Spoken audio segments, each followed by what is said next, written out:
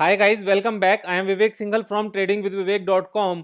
और हमने एक सीरीज स्टार्ट की हुई है जिसमें हमने सारी ही नॉलेज, जो बेसिक नॉलेज है और बेसिक नॉलेज से रिलेटेड जितनी भी वीडियोस हैं, जो भी पॉइंट्स हमारे होते हैं, वो ए टू जेड सारे कवर करने हैं। और थर्सडे एंड फ्राइडे को वो हमारी वीडियो स्टार्ट होती हैं, वो हमारी न्यू वीडियोस आती हैं। अभी तक टोटल 5 वीडियोस आ चुकी हैं। अगर आपको वो वीडियो सारी चेक करनी है तो आप मेरे YouTube चैनल पर जाकर देख सकते हैं। आप सिंपली क्या करेंगे, YouTube चैनल पर जाएंगे, मेरी कोई भी वीडियो विवेक सिंघल आप सर्च करोगे, उसके बाद चैनल पे जाओगे तो आपको बहुत आसानी से मिल जाएंगी। जैसे आप गए और किसी भी वीडियो पर क्लिक करो, नीचे जाओगे आप, नीचे जाके आप सीधा चैनल पे क्लिक करोगे, चैनल पे जाओगे तो वीडियो पे जाओगे, और वीडियो पे जाके फिर आपको वो पूरी वीडियो की सीरीज ही आपको मिल जाएगी। और वीडियो की यहाँ प्लेलिस्ट में भी आप जाके देख सकते हो, और सीधा निफ्टी का ये how to analyse stock, business analysis and fundamental analysis, यहाँ से प्लेलिस्ट भी मैंने बनाई हुई है इस चीज के लिए। आप पूरी प्लेलिस्ट देख सकते हो, और प्लेलिस्ट में आप क्रिएटेड प्लेलिस्ट में जाओगे तो यहाँ पर आपको वो सारी सारी वीडियोस मिल जाएंगी जो लाइन से मिल जाएंगी यहाँ पर जाकर, तो आप उसको देख सकते हो वहां से जाके।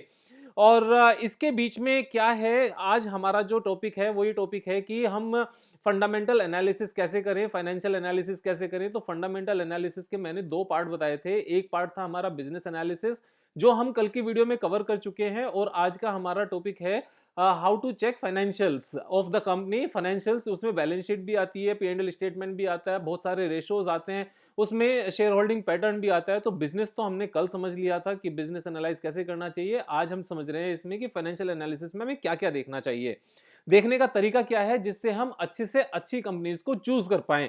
और उसको करने के लिए जो बहुत ज्यादा इंपॉर्टेंट चीजें हैं, मैं आज उनको कवर करूंगा। उसके बाद में जो रेशोज हैं उनके लिए अलग अलग वीडियोस बनेंगी, क्योंकि पूरी ही फाइनेंशियल एनालिसिस को सिंगल एक वीडियो में कवर करना बहुत मुश्किल है, क्योंकि ये एक वाइड सब्जेक्ट है और इसमें बहुत सारी चीजें हमारी निकल के आती हैं। तो अगर हम एक पर्टिकुलर किसी कंपनी की बात करें, सपोज जैसे कल हमने हिंदुस्तान यूनिलीवर की ही बात की थी, तो उसी को एक बार चेक कर लेते हैं। उसी के हमने बिजनेस को समझा था, उसी के फाइनेंशियल्स को आज चेक करते हैं। तो फाइनेंशियल्स को जब हम चेक करते हैं तो उसमें क्या क्या चीजें इंपॉर्टेंट होती हैं, मैं आपको वो बता रहा हूं। तो उसमें एक बार मार्केट कैपिटलाइजेशन से पता चल जाता है कि ये कंपनी कितनी बड़ी है। मार्केट कैपिटलाइजेशन का मतलब होता है कि अगर हम इस कंपनी के सारे ही शेयर्स मार्केट से मार्केट रेट पर उठा लें, यानी कि परचेज कर लें, तो ये कंपनी की कितनी वर्थ है, तो हमें कितने रुपए में किस वैल्यू में ये कंपनी मिलेगी। तो यहां पर 5,40,000 करोड़ ये इसका साइज है। यानी कि अगर हम मार्केट से इसके सारे शेयर्स मार्केट प्राइस पर परचेज करने लगे तो हमें 5,40,000 करोड़ की जरूरत होगी इस कंपनी के सारे शेयर्स को परचेज करने की। तो मार्केट कैपिटलाइजेशन इसे कहते हैं। उसके बाद में बुक वैल्यू होता है, फिर स्टॉक का पी होता है, स्टॉक पी होता है, price earning ratio, return on capital employed ROCE होता है 117। मैं जनरली इसको 30% से ऊपर में प्रेफरेंस देता हूं। तो इसके लिए अलग से वीडियो होगी। प्राइस इक्विटी रेशो के, प्राइस अर्निंग रेशो के लिए अलग से वीडियो होगी, बुक वैल्यू के ऊपर अलग से वीडियो होगी।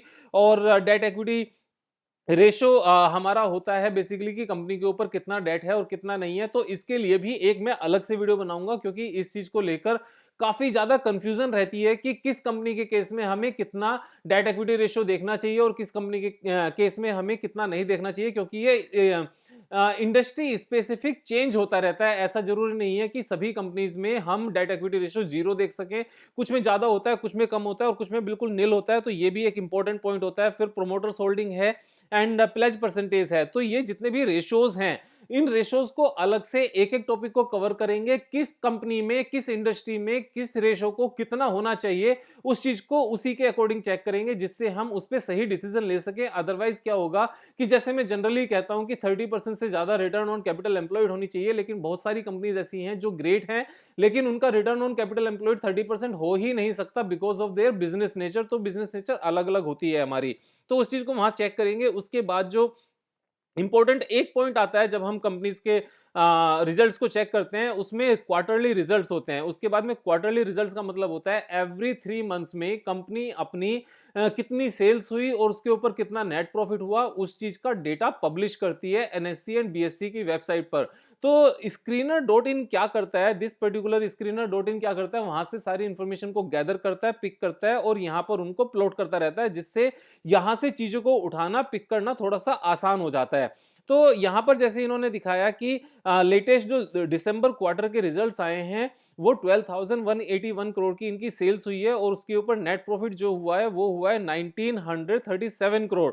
तो जब हम इस तरह के रिजल्ट्स देखते हैं तो रिजल्ट्स देखने में एक जो सबसे इंपॉर्टेंट पॉइंट होता है कि दिसंबर क्वार्टर के रिजल्ट्स को हमें लास्ट ईयर के दिसंबर क्वार्टर के रिजल्ट्स के साथ ही कंपेयर करना चाहिए। वो सबसे अच्छा तरीका होता है, क्योंकि किसी पर्टिकुलर प्रोडक्ट की डिमांड किसी मंथ में ज्यादा होती है, फिर किसी सीजन में कम होती है, किसी सीजन में ज्यादा होती है। तो हम सेम अगर क्वार्टर को सेम क्वार्टर से कंपेयर करेंगे तो हमें असली ग्रोथ नजर आती है कि ये कंपनी ने एक साल में इस पर्टिकुलर क्वार्टर में कितना ग्रो किया है। तो अगर हम 10,000 करोड़ के कंपैरिजन में 12,000 करोड़ देखते हैं तो यहां पर 20% का ग्रोथ है हमारे सेल्स में। और अगर नेट प्रॉफिट की बात करें तो 1600 करोड़ के कंपैरिजन में 1937 करोड़ है, यानी कि 300 करोड़ हमारा ये नेट प्रॉफिट बढ़ा है।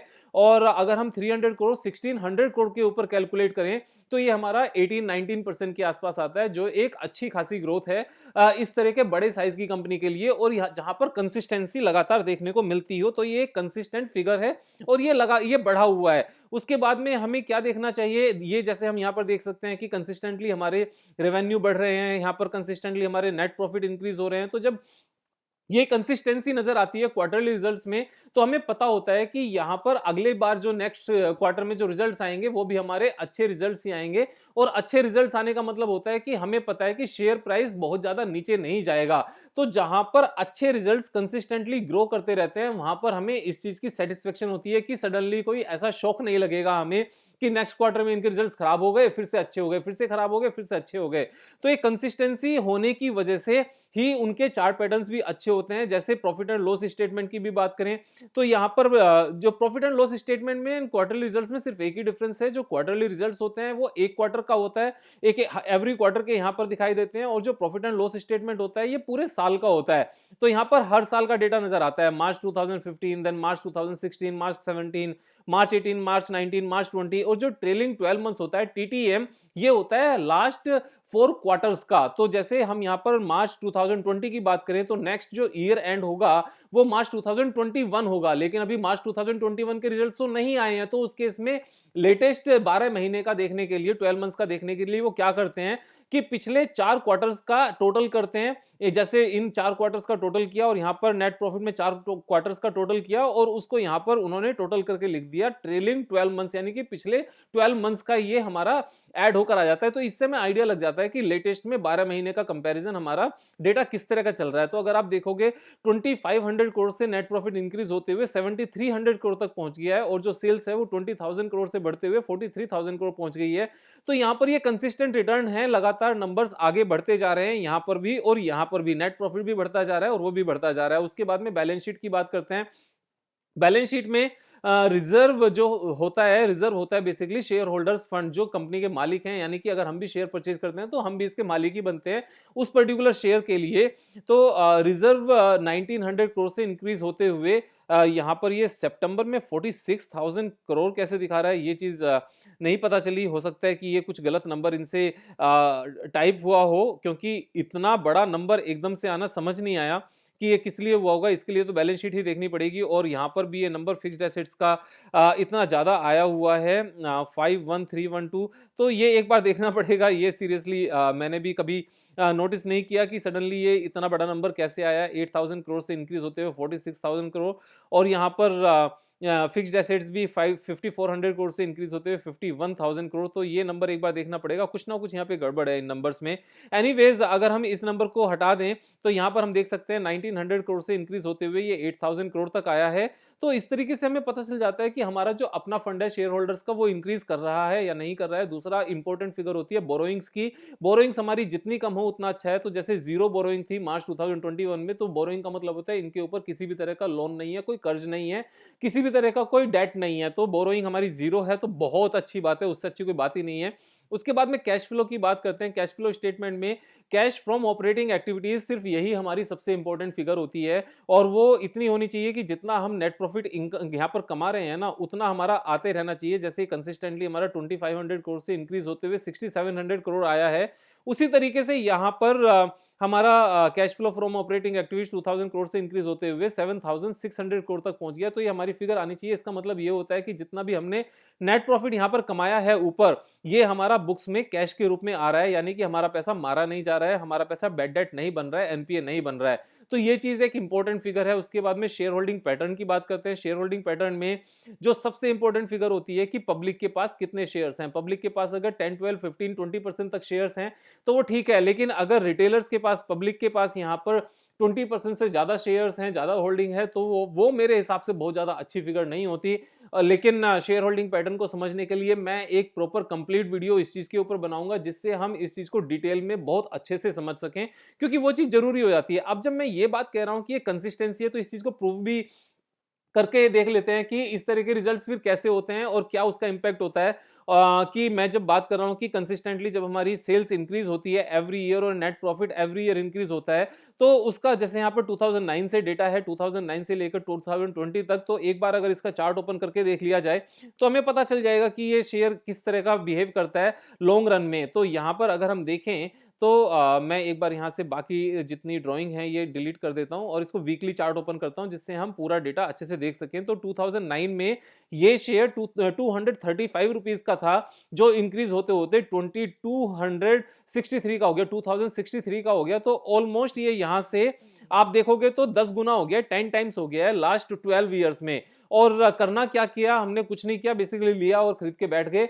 तो मीन्स 11 ईयर्स में एक अच्छी कंपनीज को लिया, लगातार इनकी सेल्स एंड नेट प्रॉफिट भी इंक्रीज होता गया, तो यहाँ पर चार्ट पैटर्न भी इनका इंक्रीज होता गया। तो यहाँ से इस तरह का इसका लिंक होता है ओवरऑल अगले 10-12 साल में, कि अगर कंपनी के नेट प्रॉफिट इंक्रीज होते जा रहे हैं तो उसका रिजल्ट क्या निकलता है। दूसरी तरफ हम एक दूसरी कंपनी यहाँ पर चेक करते हैं और उसके रिजल्ट देखते हैं। जैसे हम टाटा मोटर्स को चेक करते हैं, जो अभी काफी सुर्खियों में बना हुआ है क्योंकि ये लगातार ऊपर जा रहा है। लेकिन अगर हम यहां पर देखें इसकी डेटा को, तो हम अगर इसके क्वार्टरली रिजल्ट्स को देखें तो रिजल्ट क्या निकला कि दिसंबर 2017 से लेकर अगर सितंबर 2020 तक का भी डेटा देखा जाए तो ये इसमें कोई ग्रोथ नहीं है। 73,000 करोड़ की इनकी सेल्स थी एक क्वार्टर की, फिर 89,000 करोड़ भी हुई और उसके बाद में अभी 53,000 करोड़ है। और नेट प्रॉफिट जो 1200 करोड़ का था वो माइनस में आ रहा है पिछले 3-4-5 क्वार्टर से। मतलब कभी प्लस में आता है, कभी माइनस में आता है, फिर प्लस में आता है, फिर माइनस आता है, फिर प्लस, फिर माइनस आता है। तो कोई कंसिस्टेंसी तो है ही नहीं बिल्कुल भी। अगर हम यहां पर नेट प्रॉफिट, ये अगर ईयरली रिजल्ट्स की भी बात करें तो 2013 में और 2014 में 2,32,000 करोड़ की इनकी सेल्स थी, जो अभी भी सेम ही है। तो ऊपर भी गई लेकिन फिर से नीचे आनी शुरू हो गई। फिर इसमें अगर नेट प्रॉफिटेबिलिटी की बात करें तो वहां पर भी सेम सीन है। 13,000 करोड़ का नेट प्रॉफिट था, फिर 13,000 करोड़ का रहा, फिर 11 का हुआ, फिर 7,000 का रह गया, फिर 8,900 का थोड़ा सा इंक्रीज हुआ, लेकिन पिछले फिर 3 साल से माइनस में चल रही है, नेट लॉस है। तो जब हम इन नंबर्स को चेक करते हैं तो जब ये कंपनी लॉस में चल रही है और यहां पर भी जब इसके नेट प्रॉफिट गिरने शुरू हो गए हैं 2016 में, जब इसका नेट प्रॉफिट कम हो गया है, तो अगर इसका चार्ट पैटर्न ओपन करके देखा जाए कि इसके चार्ट पैटर्न ने 2016 में किस तरह का बिहेव किया होगा, तो आप उसको चेक करोगे कि 2016 में जब ये टॉप पर थी यहां पर और उसके बाद में जब इसका नेट प्रॉफिट गिरना शुरू हो गया, तो आप देखोगे उसके बाद से लगातार नीचे गया है। और लगातार नीचे कितना गया है कि जो लेवल इसका 574 के आसपास था, वो नीचे गिरते गिरते लेटेस्ट में ये 64-65 तक चला गया, यानी कि सिर्फ 1/10 रह गया। यानी कि हम, आप एक चीज देखो ना, अगर किसी ने 5 लाख 5.5 लाख लगाए होते तो 5.5 लाख के सिर्फ 60,000 रुपए रह जाते, यानी कि सारा ही पैसा खत्म हो गया। और इस चीज को हम फाइनेंशियल से कैसे चेक कर सकते थे, जब मार्च 2016 में उससे पहले ईयर के कंपैरिजन में नेट प्रॉफिट कम हो गया है, उसके बाद में और कम हो गया, उसके बाद में फिर सेम रहा, फिर और कम, माइनस में इतना सारा आ गया और लॉस मेकिंग कंपनी है, तो इस शेयर को परचेज करने का मतलब क्या था 2016 से लेकर अब तक। तो जब हम रिजल्ट्स देखते हैं, नेट प्रॉफिट देखते हैं, बैलेंस शीट देखते हैं, तो बैलेंस शीट में फाइनेंशियल्स को चेक करके इस चीज को आसानी से चेक किया जा सकता है कि इस कंपनी को हमें परचेज करना चाहिए या नहीं परचेज करना चाहिए। तो जब बहुत सारे लोग बात करते हैं ना कि आइडिया एक रिवाइवल आ जाएगा या फिर यस बैंक एक रिवाइवल आ जाएगा, तो वहां पर मुझे इस चीज को लेकर बड़ा अफसोस होता है कि हम लोग फाइनेंशियल्स क्यों चेक नहीं कर रहे हैं, बैलेंस शीट क्यों चेक नहीं कर रहे हैं। अगर हम आइडिया की बात करें तो आइडिया का जो नेट प्रॉफिट 2015 में 3,000 करोड़ था, वो उसके बाद 16 में कम हो गया, फिर उसके बाद में लॉस में आ गई और पिछले 4-5 साल से कंपनी लॉस में ही है। जब ये कंपनी लगातार लॉस में ट्रेड कर रही है तो पैसे लगाने का क्या मतलब है, मतलब पैसे तो खत्म होंगे ही। तो एक छोटी सी फिगर को अगर यहां से चेक कर लिया जाए तो ये आसान हो जाता है इस तरीके से काम करना। सेम चीज अगर हम यस बैंक की बात करें, बहुत सारे लोग कहते हैं कि यस बैंक में तो ये तो अच्छा बैंक था और अच्छा बैंक भी बेकार हो सकता है, तो हम कैसे निकलेंगे, कैसे पता चलेगा? तो उसकी भी प्रॉफिटेबिलिटी की चेकिंग कर लेते हैं। इसका मार्च 2018 में 4200 करोड़ का नेट प्रॉफिट था, जबकि मार्च 19 में 1700 करोड़ का नेट प्रॉफिट था। तो जब मार्च 19 में इतना नेट प्रॉफिट कम हो गया तो इसको रखने का मतलब क्या है? अब मार्च 2019 में जब इसके रिजल्ट आए और 1700 करोड़ का सिर्फ नेट प्रॉफिट हुआ तो यहां से निकल जाना चाहिए। तो मार्च 2019 में इसका कितना प्राइस था, आप एक बार ये चीज चेक करके देख लो, और उसके बाद में जब वो माइनस होता जा रहा है तो रखने का कोई मतलब नहीं है। मार्च 2019 एक्चुअल में हमारा ये वाला एरिया है। तो अगर हम यहां पर भी निकल चुके होते 300 के प्राइस पर, 278 पर भी निकल चुके होते, तो उसके बाद जो ये दुनिया भर का नुकसान हुआ है ना, इस नुकसान से हर कोई बच चुका होता। तो जब कोई भी ये कहता है ना कि यार हम तो इसमें फंस गए हैं, हमें कैसे पता चलेगा कंपनी बेकार हो गई है, या फिर इसमें ये तो एक बहुत अच्छा बैंक था, अगर अच्छे बैंक में भी पैसे खत्म हो सकते हैं तो कैसे बात बनेगी? अच्छा बैंक था, लेकिन जब उसका नेट प्रॉफिट आप देखोगे 4000 करोड़ से डिक्रीज होकर सिर्फ 1700 करोड़ रह गया है, 50% से ज्यादा उसका नेट प्रॉफिट खत्म हो गया है, 60% खत्म हो गया है। उसके बाद में उस कंपनी में बने रहने का मतलब क्या है? रिजल्ट आया, आप निकल जाओ। और रिजल्ट आने के बाद में अगर आप निकल गए होते तो जो ये 250 रुपए पर आप निकल चुके होते, और ये उसके बाद में जो आपका 12-13 रुपए है अभी, और 14-15 रुपए है, तो जितना भी नुकसान हुआ है ना, ये सारा नुकसान बच चुका होता।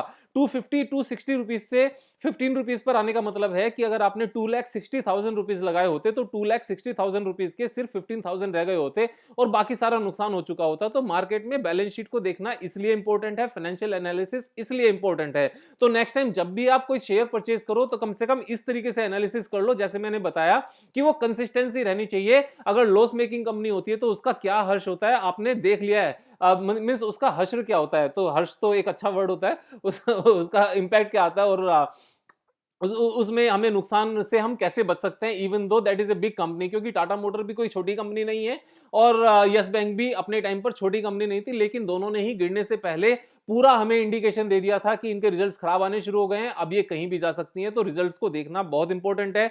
हम कल फिर मिलेंगे एक नई वीडियो के साथ, जिसमें ठीक 5 बजे एक नई वीडियो में हम अपनी ट्रेडिंग और इन्वेस्टमेंट स्किल्स को इंप्रूव करने के लिए कोशिश करेंगे। अगर सब्सक्राइब नहीं किया है ना चैनल को तो सब्सक्राइब कर लेना, दोस्तों के साथ इस पूरी सीरीज को शेयर कर लेना। उनको सब्सक्राइब कराने की जरूरत इसलिए है जिससे नेक्स्ट वीडियो आए तो मिस नहीं हो, क्योंकि नॉलेज सिर्फ और सिर्फ मेहनत करके देखने से ही बढ़ेगी। नॉलेज अपने आप से नहीं आती, उसके लिए हमें रीड भी करना है, उसके लिए हमें अच्छी वीडियोस को देखना भी है। कल फिर मिलेंगे एक नई वीडियो के साथ, तब तक के लिए मजे करो यार।